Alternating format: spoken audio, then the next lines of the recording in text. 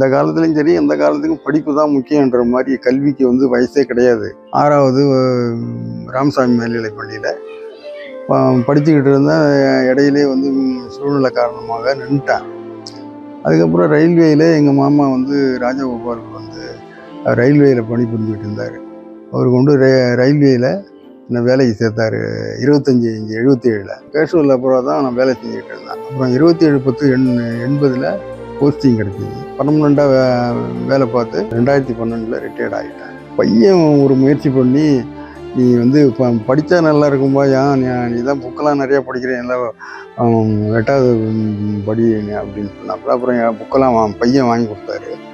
அப்புறம் புக்கை படித்து நல்லா 8வது பாஸ் பண்ணால். அதுக்கப்புறம் 10வது 5 சப்ஜெக்டில் 2 சப்ஜெக்டாக எழுதி பாஸ் பண்ணால். அப்புறம் கடைசி ஒரு சப்ஜெக்ட் இங்கிலீஷு விட்டு போச்சு, அதை இந்த வருஷம் எழுதி பாஸ் பண்ணியிருக்கேன். இந்த காலத்துலேயும் சரி, எந்த காலத்துக்கும் படிப்பு தான் முக்கியன்ற மாதிரி கல்விக்கு வந்து வயசே கிடையாது அப்படின்னு சொல்லியிருக்காங்க. ஔவையாரே சொல்லியிருக்காங்க, கட்டுறது கைமண் அளவு தான் கல்லாத உலகளவுன்னு.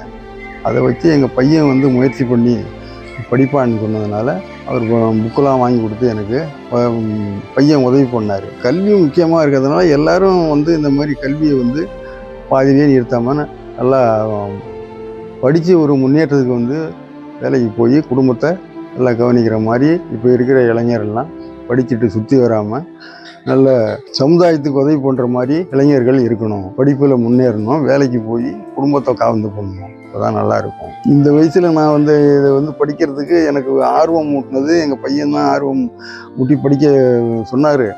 அதனால் எனக்கும் வந்து மகிழ்ச்சியாக இருக்குது. ஸ்கூலுக்கு போகும்போது சில பேர் பசங்கள்லாம் பார்ப்பாங்க, தாத்தாவை படிக்க வந்திருக்காரா அப்படின்னு. பசங்கள்லாம் ஒரு ஆர்வமாக என்னை பார்த்து எவ்வளோ சில லேடிஸுங்க விட்டு போனவங்க வந்து பரீட்சை எழுத வராங்கல்ல, அவங்களே வந்திருக்காங்க, வந்து இந்த வயசில் வந்து படிச்சுட்டு எழுதுகிறாங்க அப்படின்ட்டு எல்லாருமே அதை கண்டு ஆர்வமாக படிக்கிறதுக்கு ரொம்ப பேர் முன் வந்தாங்க.